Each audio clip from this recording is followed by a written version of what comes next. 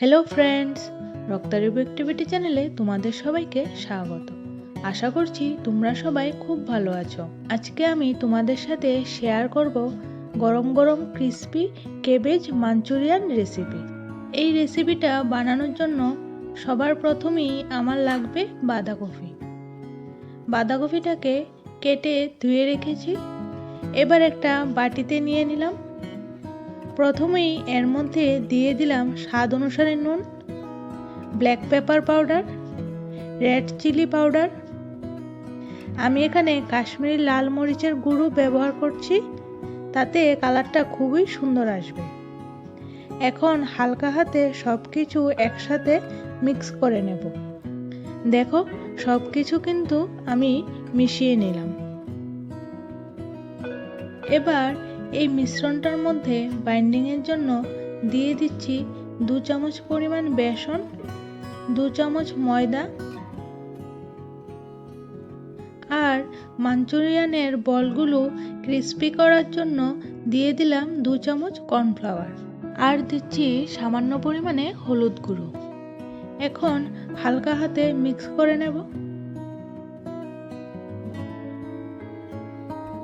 দেখো, সবকিছু আমার মিক্স করা হয়ে গেছে। এখানে একটি কড়াইতে তেল বসিয়ে দিলাম। তেল গরম হয়ে গেছে। এবার এক এক করে বড়াগুলিকে ভাজতে দিয়ে দেব।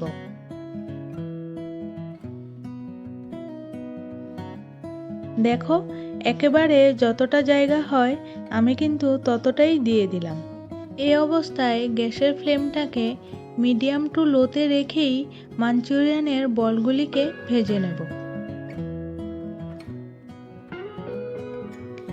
দেখতেই পারছো, এগুলি একদম পারফেক্টভাবে গোল্ডেন ব্রাউন হয়ে গেছে।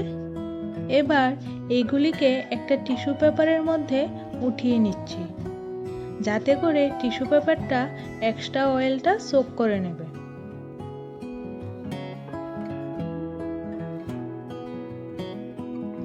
আবারও একটি কড়াই বসিয়ে দিয়ে তাতে 3 টিস্পুন পরিমাণ তেল দিয়ে দিলাম। তেল গরম হয়ে গেছে। এর মধ্যে দিয়ে দিচ্ছি রসুন কুচি আর কাঁচা লঙ্কা কুচি। এই অবস্থায় গ্যাসের ফ্লেমটাকে হাইতে রেখে এগুলিকে হালকা ভেজে নেওয়ার পর এর মধ্যে দিয়ে দিলাম পেঁয়াজ কুচি। হালকা হাতে 2 মিনিট নাড়াচাড়া করার পর এর মধ্যে দিয়ে দিলাম কেটে রাখা ক্যাপসিকাম। এবার ক্যাপসিকামের সাথে সব কিছু 1 মিনিট মতো টাইম নিয়ে ভেজে নেওয়ার পর এর মধ্যে দিয়ে দিলাম tomato sauce, 1 teaspoon soya sauce, green chilli sauce, half teaspoon red chilli powder, 1 teaspoon vinegar. এবার সব একসাথে মিশিয়ে নিয়ে দিয়ে দিলাম জল।